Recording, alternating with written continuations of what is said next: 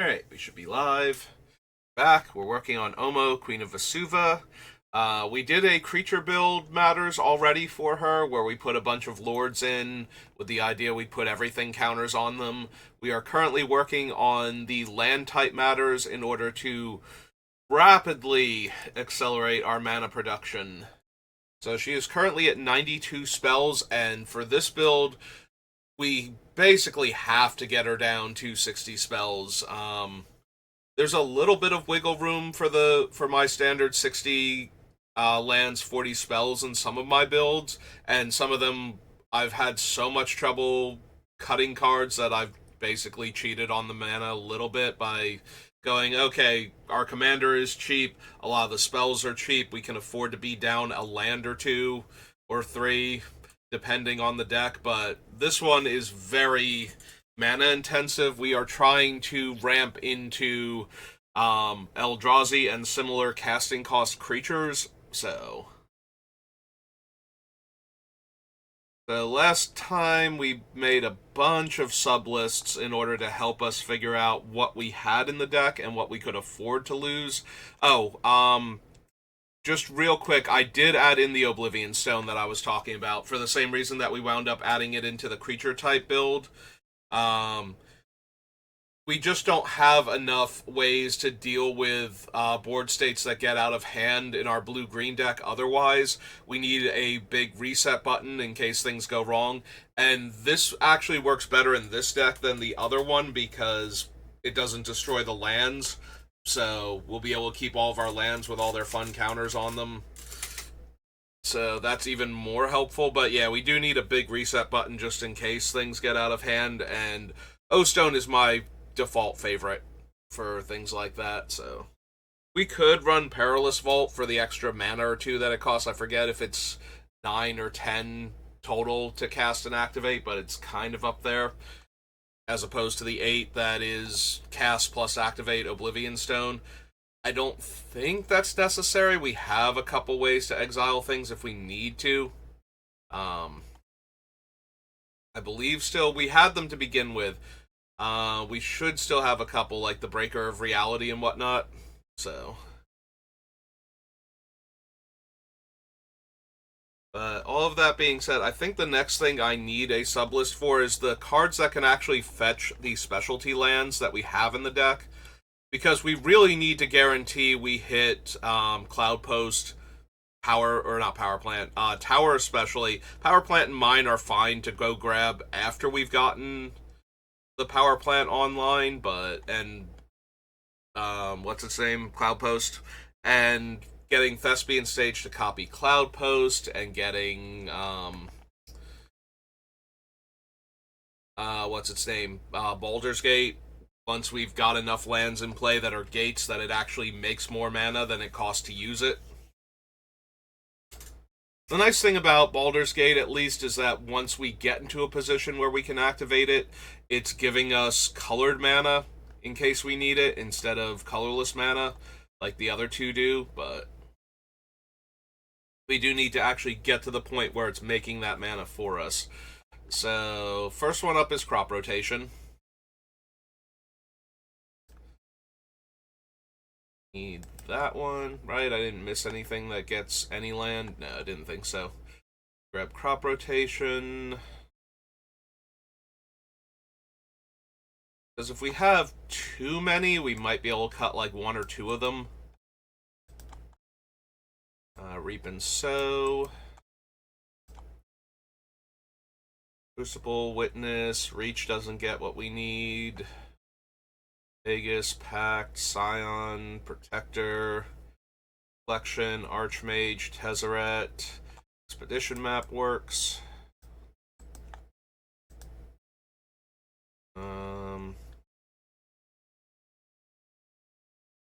Those get what we need. Maze's End can only tutor for the other mazes, or other gates. Waging Satyr, Ugin, no. World Breaker, Emrakul. Hour of Promise does the thing. Obstructionist, Ramunap, Adiova, Krasis, Kiora, Ugin. Nylea's Intervention tutors them. Yawning Depths, Forsaken Monument, no. Korra the Boundless Sky does when it dies. I could see cutting Korra because we don't have ways to sacrifice it intentionally. And it's a 4/4 flyer with Death Touch, so it getting into combat, like, nobody really has to worry about the first couple hits from Korra. You know, it takes 10 for her to kill one player, so they can let it go for a little while until they find a way to exile her or something. Don't think Korra is the best at what we need, right? Like, the best at doing this particular thing of fetching the non-basic lands. Don't have basic land types. Nadu doesn't tutor for them, so even though he can put a lot of lands into play randomly. Also, we don't have Sowing Mica Spawn on the list. There's a 4-drop and gets the land. That might actually be worth it. Because we're not normally casting Reap and Sow to get the land anyway, or to destroy the land anyway. We want to be able to tutor the land, so. But I feel like it would still replace something like Korra if we did that, as opposed to... And if we're just replacing a card that's not actually helping... hang on, did I miss anything before we grab Tempt with Discovery? Urza's Cave is a land that does that, so we will add that to the list.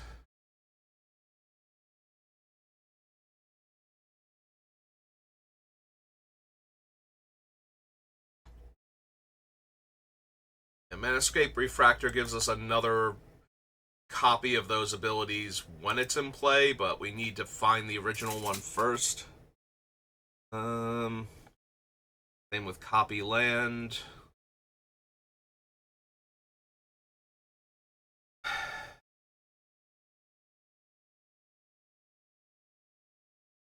I think Tempt with Discovery is too powerful. Like, our opponents are going to very, very readily be tempted to grab whatever land they need out of their deck, but each one that does gives us another land, and whereas that might get us 3 lands ahead, normally, like 3 mana ahead, this is in real danger of getting us like 10 mana ahead if they do that. Like, if 3 opponents search and we just grab the Urzatron, you know, or grab Cloud Post and 2 of the and Tower and one of the other lands, then we can be ahead by, you know, an obscene amount of mana. Grabbing the Urzatron is 7, but it's probably still better to grab Cloud Post, since any land with an everything counter on it turns on not only the Urzatron, but also makes Cloud Post tap for at least 2, and then 3 when we get another counter on one of our new lands. So that isn't the Cloud Post. So yeah, even if we have to lose Omo to attack with her to get that counter on, the amount of mana we just put into play is probably worth.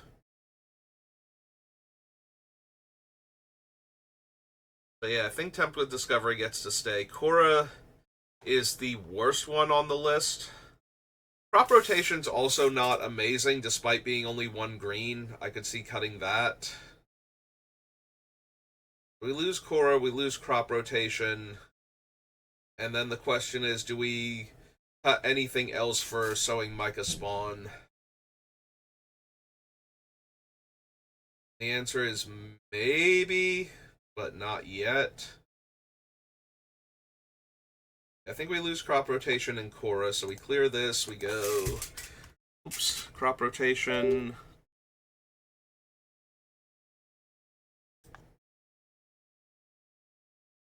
Cut... AUR is Korra? Yeah.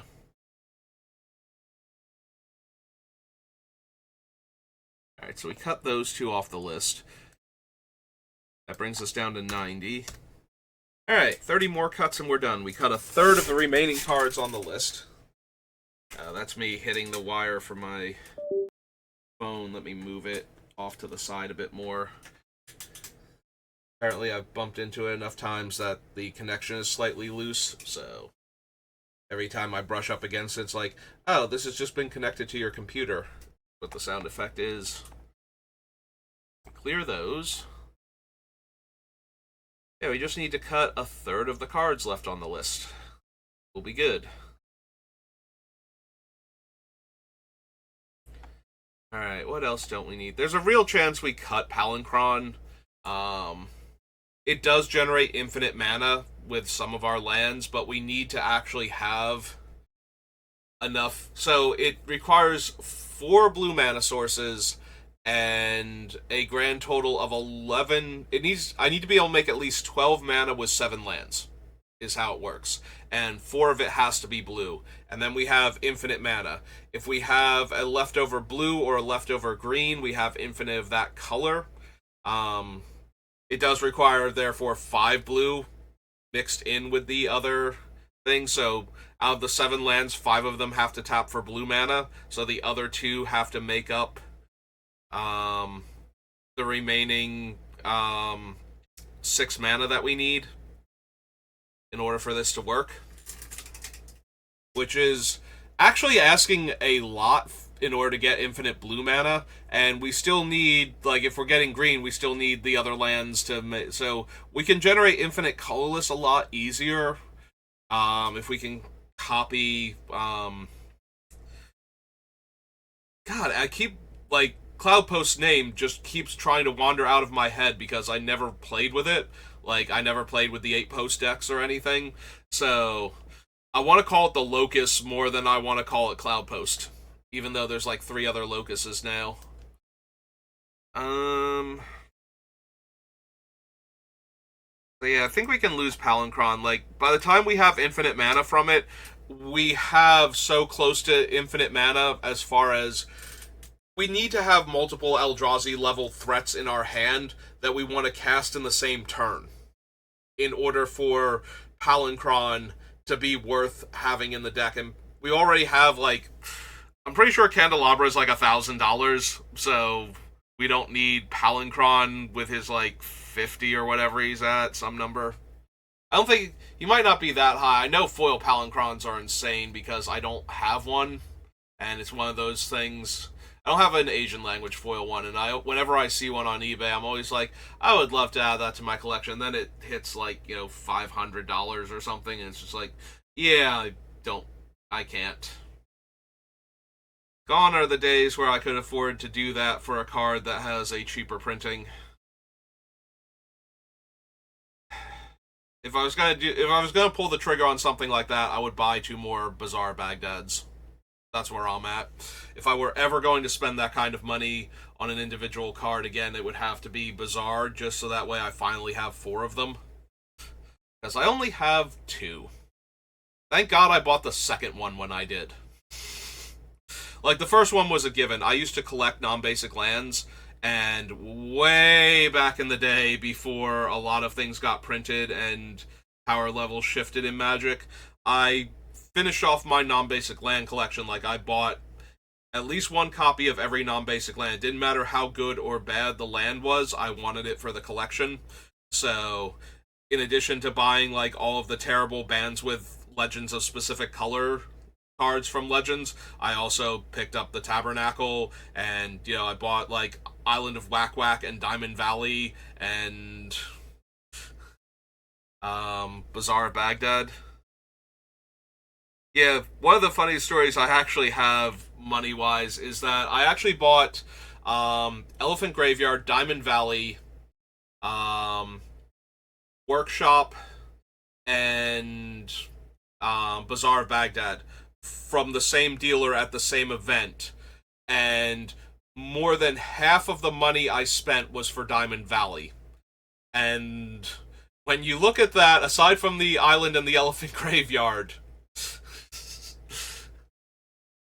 like, Diamond Valley is still really expensive, but it's not, like, it's more of a collector's item. Like, most people, even people that want free sack outlets, don't bother with Diamond Valley normally, unless they have both a reason to want to gain the life also in their deck, assuming they have one or that they're allowed to proxy one with their playgroup, because they need to gain the life, and because they need it to be like on a land or something, like a colorless source. Like they're not running black, but they need sack outlets for creatures type of deal.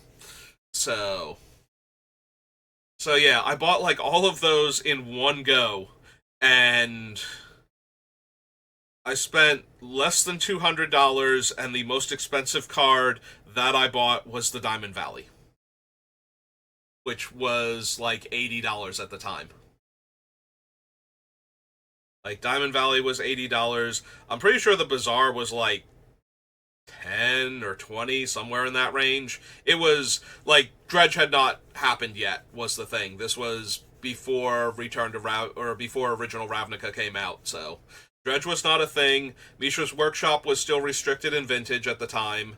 And there was not an actual shops deck, like, even with the one of, like, there were people that were, like, I'm pretty sure it was the second most expensive card I bought at, like, $30 or $40, somewhere in that range. But, yeah. I think it was actually, like, $30. I think it was, like, $30. The Bazaar was, like, 20. Elephant Graveyard was, like, 10. And the Diamond Valley was, like, $60. And I bought them all at the same time, and I wish I had bought more Bazaar Baghdad's, but at the time I was never going to buy more than one. Like, Bazaar and Tabernacle are the two most expensive cards that you can play four of that I don't own four of. With Candelabra being, I think, the next most expensive one.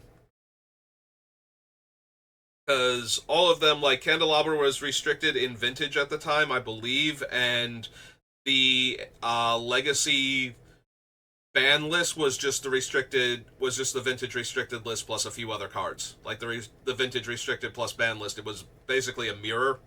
If it was restricted or banned in Vintage, it was banned in Legacy at the time. So there was no concern that Legacy would have its own list and allow for cards like Bazaar of Baghdad or Candelabra. Not that Bazaar was even a thing back then, but like if you had one Candelabra and you had one Tabernacle, because I think Tabernacle might have been restricted at the time too. There was a rule way back when, because it was legendary, it was restricted, and they kind of got rid of that somewhere around Ice Age. But like the legend rule was way more heavily enforced back then. It was like, no, you couldn't have more than one in your deck, and if there was one in play, you couldn't summon him because he was already there. Was the rule. Like, you couldn't play yours if your opponent had theirs. And then that changed in Kamigawa. I think the legend rule where legends were default restricted changed around Ice Age. The legend rule where you couldn't play yours if your opponent had theirs in play changed with Kamigawa. Like Champions of Kamigawa. And then the legend rule changed again to allow for both players to have one copy in play, so that it changed from you couldn't play yours if your opponent had theirs to if you played yours while they had theirs out, it destroyed both of them. Like the paradox corrects itself. There can't be two of the same unique character at the same time. And if one of them was somehow not legendary, then that was the imposter. And then they changed the rule again to make it so each player could have one copy of their a legendary creature with the same name. So yeah, I was not going to buy more Candelabras back then because Candelabra was restricted in Vintage, and I think Tabernacle was too. And I never opened any others out of, because I did used to buy Italian Legends booster packs. Yeah, I've been playing Magic for so long I can say I did that, and it wasn't like a crazy thing. Like, buying Italian Legends booster packs was like $15 a pack. So it was expensive compared to like the $250 that, 4th edition was costing me, but it also had way cooler cards in it, so. Oops, knocked over the mostly empty ketchup bottle. Anyway. Enough about how silly my collection is. So yeah. So we don't need Palancron because we already have We already have enough mana if we have Palancron. If we have the infinite mana from Palancron, it means we have over 11 mana on 7 lands, so we should be good in that regard.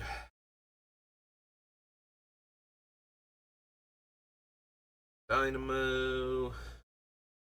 Alright, gotta get back into the mentality if I'm looking for cuts, not looking for reasons to talk about how dumb my Magic collection is. Alright. So Palancron's off the list. These are all staying. Crucible is definitely staying. We have Crucible, Ramunap, and Conduit, and we might supposed to cut one of those. I'm a little bit inclined to cut the Ramunap only because we already have creatures that are either we have creatures that are essential to our strategy of getting to where we need to be, or we have the creatures that desperately need to go away because they're giant annihilator creatures and cityscape leveler and things like that. So the opponents are going to be super inclined to kill not only our lands that produce extra mana if they can, but also all of our creatures. So I think Ramunap will wind up getting caught in the crossfire a bit too often. So I think if we want to cut one of them and have, we definitely want more than one way to replay our lands. Since breaking up our combos of lands, if Omo dies and we don't have the full Urzatron in play, Tower by itself just makes one colorless because she has to define what an everything counter means. It doesn't have any inherent meaning, as far as I know, and I haven't seen any rulings to the contrary. Omo is what defines an everything counter. An everything counter has no meaning if Omo's not in play. It's not like a finality counter, which has its own rules text. Actually, I don't even know that finality counters have that. Like, I forget if you move around the finality counter, if the creature that it was put on, if the finality counter is just a reminder or not. Anyway, it's not like some counters have definitions, and if they're on a permanent, they don't need their source in play to define what they are. So, for example, any of the keyword counters function as though the creature has the keyword because the counter is on them. But, like, divinity counters from Kamigawa, from original Kamigawa, that, like, the Eosin used to have divinity counters on them, and it that was taken can put divinity counters on things, and the Miosian say as long as they have a divinity counter on them, they're indestructible, and that which was taken says permanents you control with divinity counters on them are indestructible. But if you put a divinity counter on something other than a Miosian, and that which was taken is no longer in play, the divinity counter doesn't actually mean anything. It doesn't actually grant indestructible to anything else, even if, like, the Miosian is still in play, because the Miosian actually specifies that the divinity counter has to be on it for it to be indestructible. So, I'm pretty sure Omo works more like the divinity counters than she does the keyword counters. So, without her in play to define what an everything counter does, or something else in play that also would define an everything counter in the same way, if she leaves play, we lose access to all of her benefits from the everything counters until she returns. So, if she leaves play and all of our lands stop producing A, colored mana, and B, way more mana than they used to. Like, she starts off at 3, so she's not super expensive to recast, but if she dies a whole lot in one game, we could actually get to a point where we had enough mana to recast her while she was in play, but not enough to recast her once she's left play. So, we do have to be a little careful with that, so I want to be able to get our lands back. So that way we can keep replaying fetch lands and keep fetching to get as much mana as possible into play. Because if Omo leaves, we might suddenly not have as much mana as we thought we would, and replaying Omo will cost us more and more each time. So I really want to make sure we hit all of our land drops consistently. So I want multiple ways to replay lands from the graveyard as one of the things to stop us from getting into that situation. So I would really like to have multiple ways to replay lands, but I don't think we need three. And if we're going to cut one, I think it's Ramunap because of that. I hope I explained that in a way that made sense. It's also one of the reasons why I consider running Timber Protector and Scion of Una, because Omo is a great place to put her own counter when she comes into play for the creature, because then she'll get all the benefits of your other creature lords. And the three that we're running are all about protecting our stuff. So that means that target removal would have to go... Target removal has to go towards Timber Protector, and mass removal has to be used to clear Scion or Lord of the Unreal. So we might not need all three, though, is the issue. We did get rid of all of the other lords, I believe, so those are the last three standing, but they are also the best utility ones for our deck to protect Omo, and our Eldrazi Titans, for that matter. Like, Ulamog doesn't have to be the only indestructible one if we can get the everything counter on Emrakul or Kozilek, and now they're Tree Folk.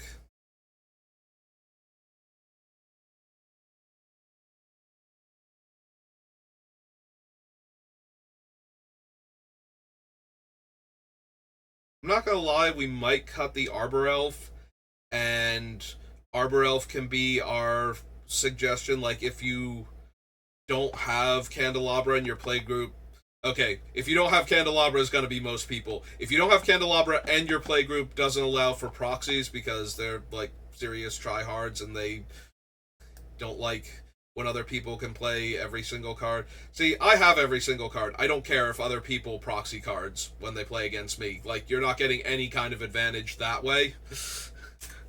Like, if the card exists, I have it. It's not entirely true. Like, I'm way behind on Modern Horizons 3 because I'm trying to find cheaper boxes before I buy mine.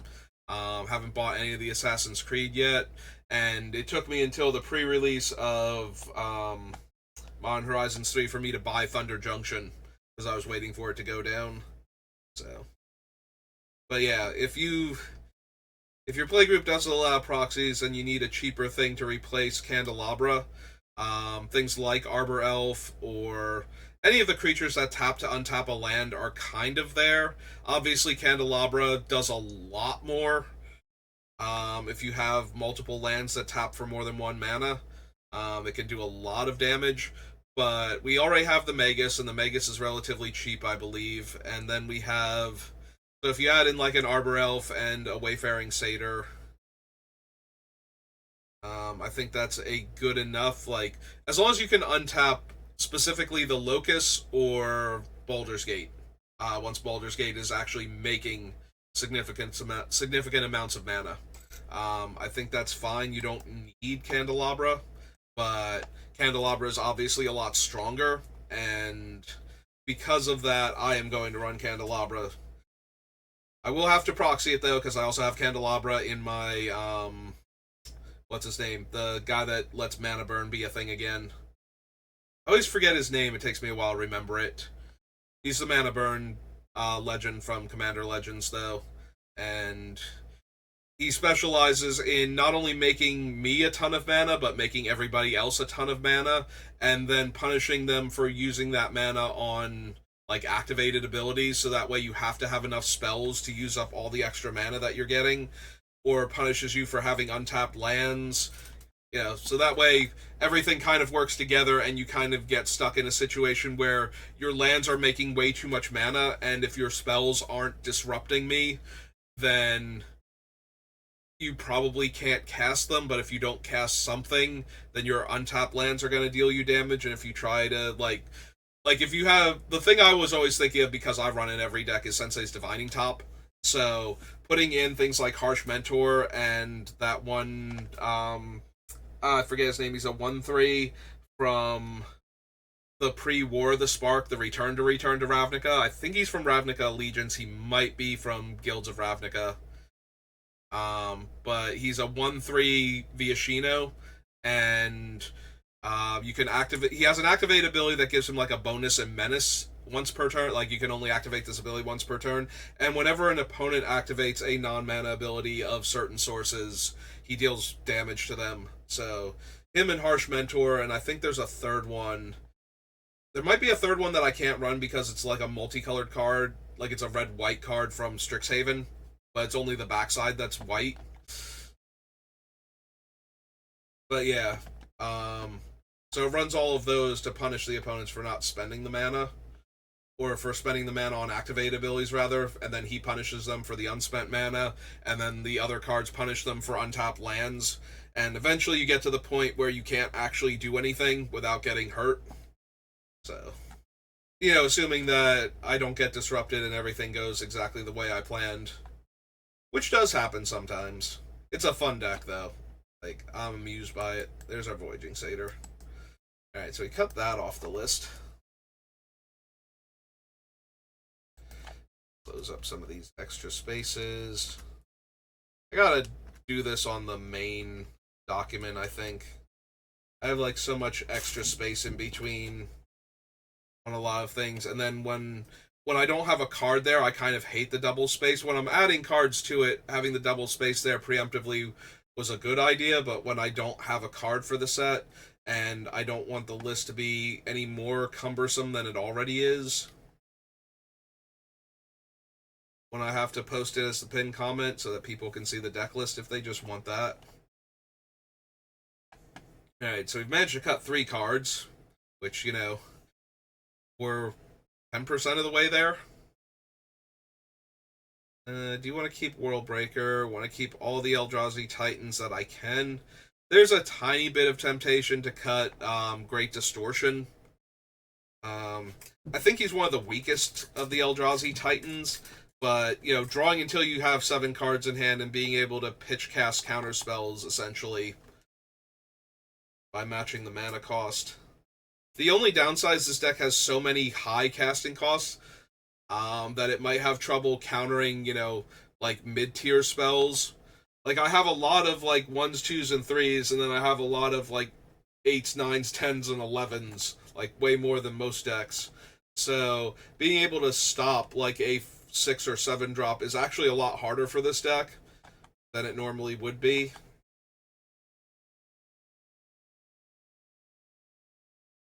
I think we have quite as many cards in that range.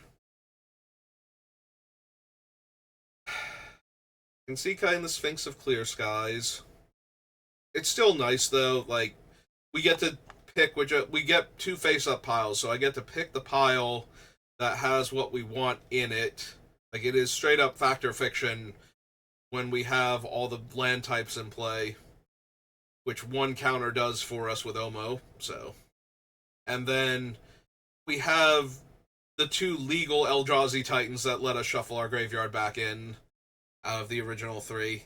It always makes me sad when part of a group is banned in Commander and you can't ever run them in decks where it's like on theme to have them, but not,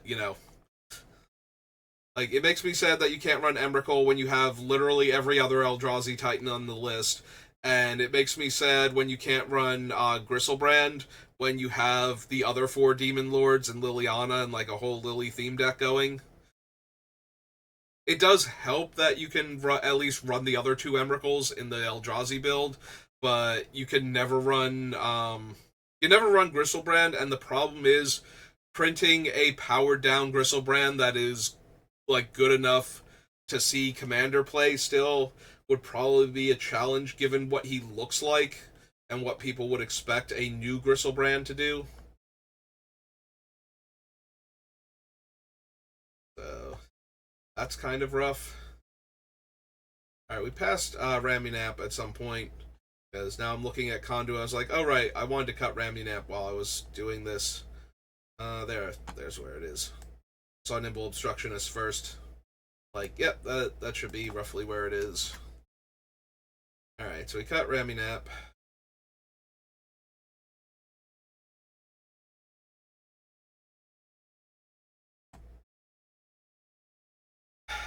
Honestly, I'm wondering if we even need Serpent or um,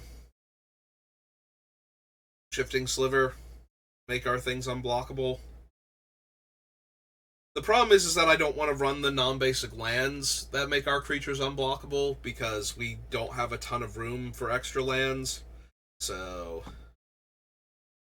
that's a little bit less good. Like, it really helps when the certain Eldrazi are unblockable, but others it's just like, yeah, that's nice and all, but I'm still attacking you with a total of Annihilator 8, so shrug. You can block this turn, and you can have no permanents in play.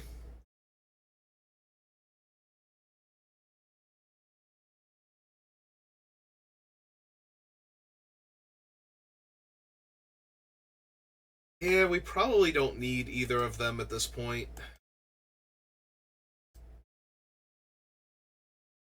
So the ones that most need to be unblockable are Great Distortion and Broken Reality, like the two Kozileks.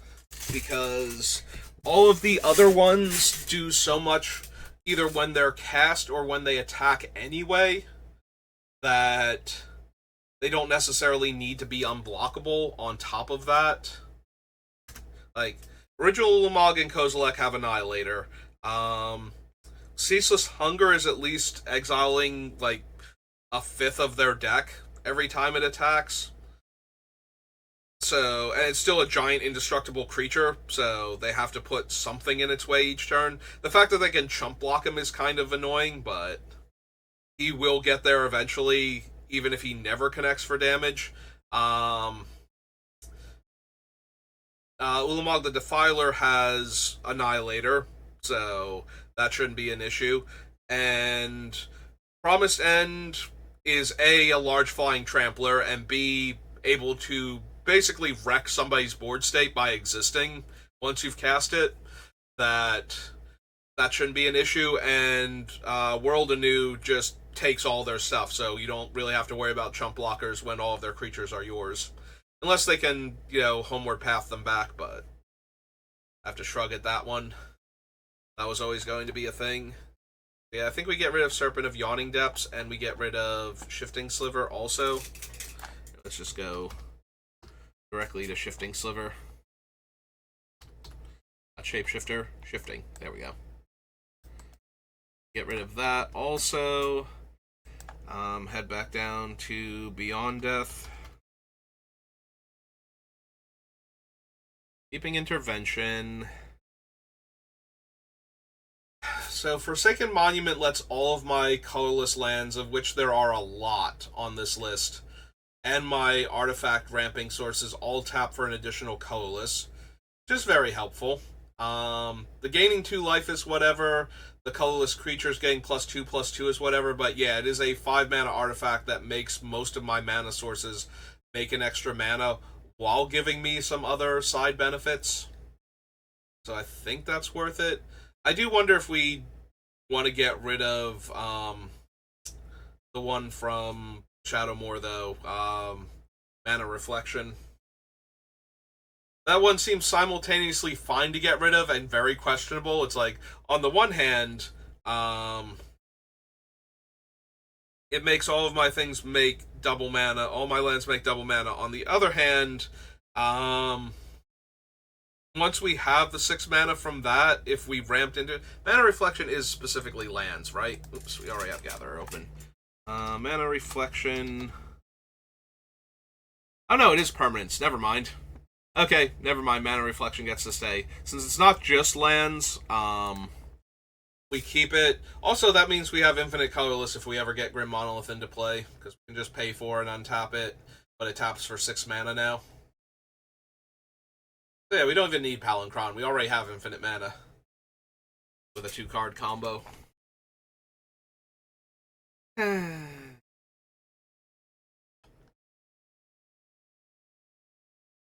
Alright, so I wonder if we need both is the issue. Like, this one only works on colorless things. It's nice that we get to gain some life and that I get a bonus to my creatures, but that neither of those are really necessary. Like, our things are so huge, I don't care if they're 2 power and toughness more huge most of the time. Like, that's not really a thing. So, this is the perfect deck for Forsaken Monument, though. Like, well, maybe not the perfect deck. Otherwise, I wouldn't be thinking about cutting it. A true pure Eldrazi deck that just happens to top at the Titans would probably be the best place for it, because then we have a lot of little Eldrazi. So, either Ulalek or the other one as the commander. Just run all the fun little Eldrazi, because then all of my things are +2/+2, I'm gaining life, and my colorless sources are tapping for more mana, which I'm going to have anyway.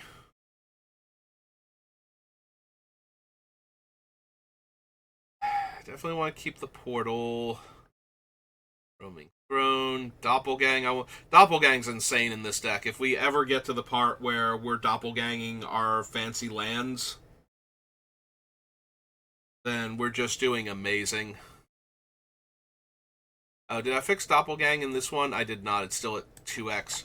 I realized I had that typo in the other build and fixed it, and I forgot to fix it in this one, so we don't confuse people who don't know Doppelgang off the top of their head when they see it on the list. Maybe we cut Strionic Resonator. We have a lot of triggers to copy, though. So I guess it's a question of, aside from the Eldrazi Titans, which ones are worth copying? So, like, at first I didn't realize copying Emrakul the World Anew was actually a thing, but it does target the player whose stuff we steal. So, I kind of forgot that, even though I did write it here. So, being able to copy that to steal 2 players' worth of creatures seems even better. And Emrakul is so hard to kill. Like, it's one of those things, like, oh no, if she dies, I lose all of my creatures.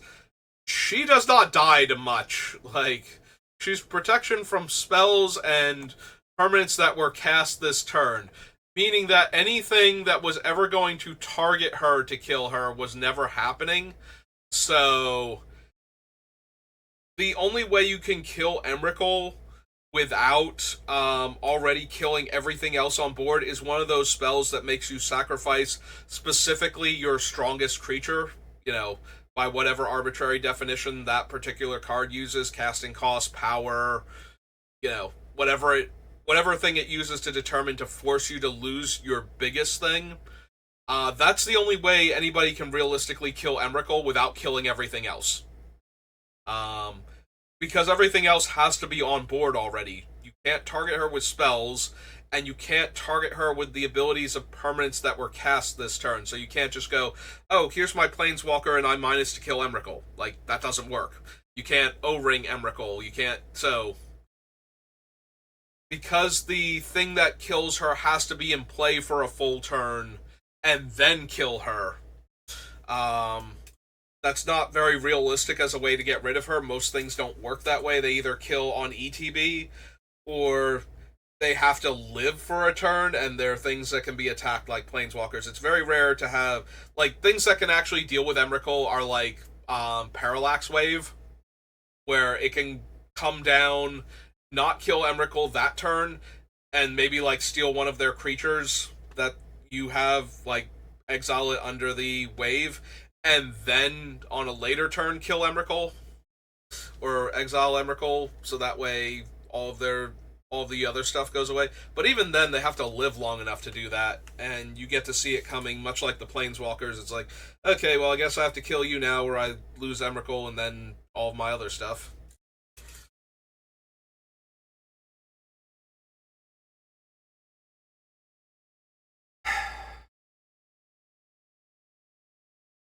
Alright, we're at 44 minutes. I've got 1, 2, 3, 4, 5, 6 cards gone so far. If we can get 4 more, if we can actually get it down to 80, I'll have a lot more confidence we might be able to finish up on the next one. I did say we would almost definitely be doing 2 unless I somehow just sprinted to the end. So 1, 2, 3, 4, 5, 6. So knock these 6 off the list.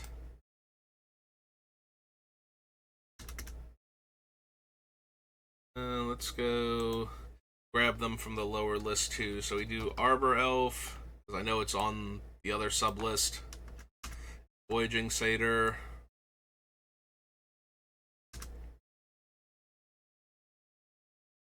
Alright, so delete that. Delete that. Palancron, Raminamp, Serpent. No, none of these other things should be down here. Okay.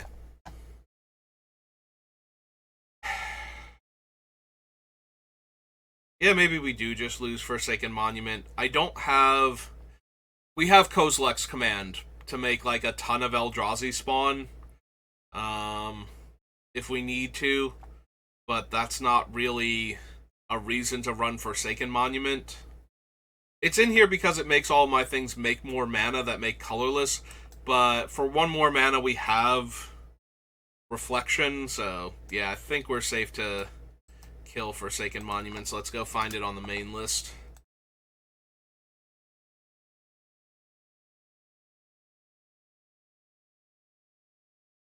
Wait. Oh. There's no E in Forsaken. There we go. Oops. Just delete it. Alright, so we get that one off, and that brings us down to 83. Yeah, the more I talked about it, the more I realized it's just a worse mana reflection for 1 less mana. Like, we don't need the other 2 modes on it at all, so might as well get rid of it. It does not matter if our Cityscape leveler is a 10-10 or an 8-8 most of the time. And we can do better.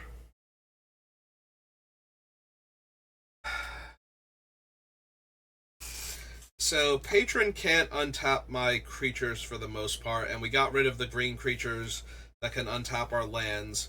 So, it untaps all of our lands with everything counters on them, because they will all be forests. And any of our creatures can be sacrificed for the Snake Offering cost. But if they don't have double green in their casting cost, then we do have to pay the double green. Like, even if we sacrifice one of the Eldrazi Titans, we only get the 6 colorless off at that point. So yeah, maybe this isn't a Patron of the Orochi deck anymore. This is one of those, by the time we have the mana for this, we have the mana for almost everything else anyway. So, maybe we don't bother with that. It is a shame. I like Patron of the Orochi. I like all of the patrons, honestly, in a vacuum. Like, I think they're really cool designs. I appreciate when, like, they printed a card that had, like, Artifact Offering or something on one of the commander decks, because I do like this thing. I like this more than Emerge. Like, it's just a better Emerge for the most part, I think. So I am kind of disappointed that it doesn't show up more.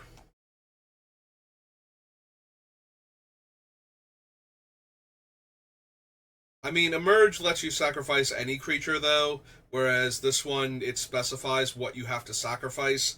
But if what you have to sacrifice is broad enough, then I like the offering more. Like, I like the mechanic more than Emerge for the same reason. Like, I like the idea that you could possibly cast these things at instant speed for free by, sacrificing something with the exact same or higher mana cost and same color requirements.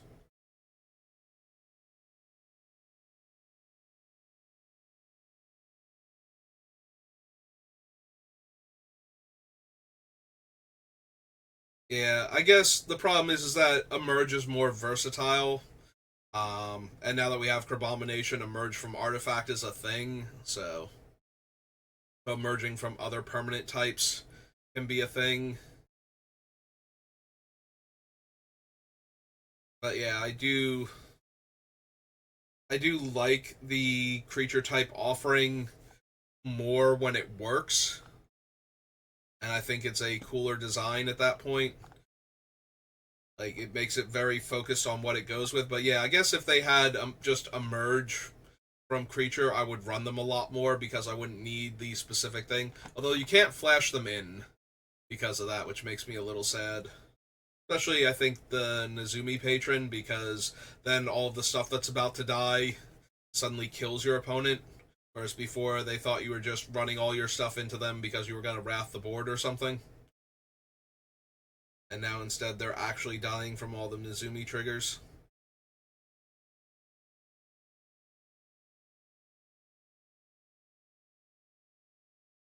Alright, so we cut the patron. Don't need that anymore.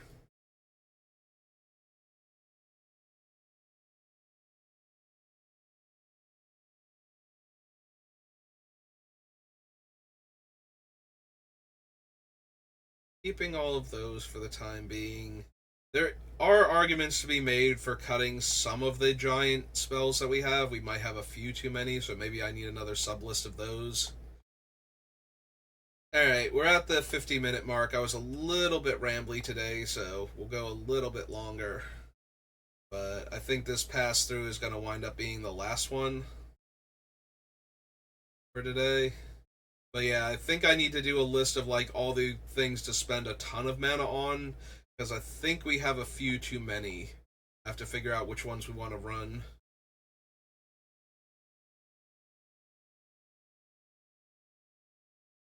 I think that's the next spot we have where we have room to maneuver a bit and cut some things.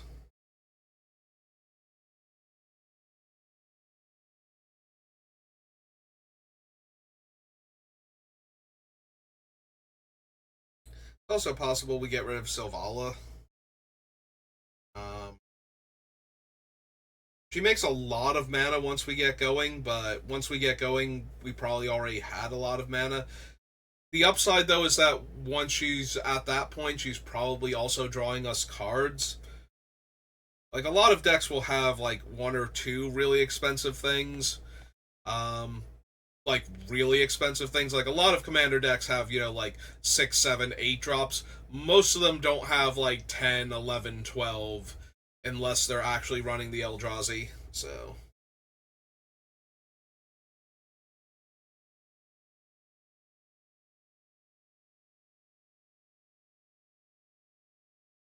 I keep looking at Kozilek's command, and then I remember that's one of our ways to exile a creature, which we don't have as many interactive spells specifically for creatures at instant speed, so having another one, even if it's a bit expensive, because it's doing so much else potentially. Either it's getting us the best card out of the top X cards of our deck, or it's making us a whole bunch of spawn tokens, or it's hosing a graveyard against a reanimator deck, potentially. And it doesn't matter which graveyard, so if they cast something where they get like creatures from everybody's graveyard or something, we've got our bases covered there. You know, in case we don't have Scavenging Ooze in play, and that's why they thought it was safe to do that.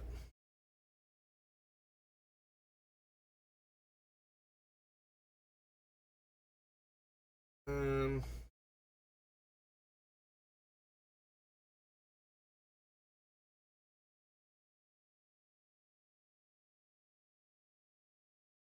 yeah, okay, so we lose the patron off the list, and that brings us down to 82. I was hoping to get to 80, but I feel kind of stonewalled until I do the list of like the large mana cost spells and see where we have room to cut from there, so maybe next stream, but we do still have 22 cuts, and I do go slower the closer we get to the end, so maybe two more streams then. Probably two more streams at the rate I'm going. Alright, well, we're going to call it there for right now, so thank you for watching, and I will see you next time. Have a good rest of your day.